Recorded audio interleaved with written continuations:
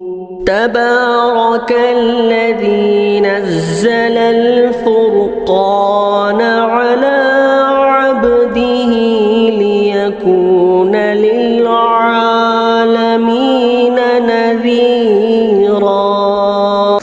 اسی طرح ہمارے کسی ایک عزیز نے سوال کیا ہے، مفتی صاحب بیوی کے انتقال کے چند دن بعد اس کی بہن سے نکاح کرنا شرعاً کیا حکم ہے؟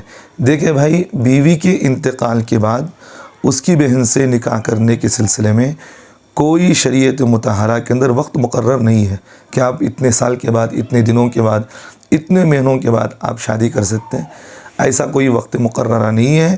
اگر بیوی کا انتقال ہو گیا ہے، اس کے چند دن کے بعد بھی اگر وہ اپنی سالی سے نکاح کرنا چاہتا ہے تو نکاح کر سکتا ہے، کوئی بات نہیں اس سے۔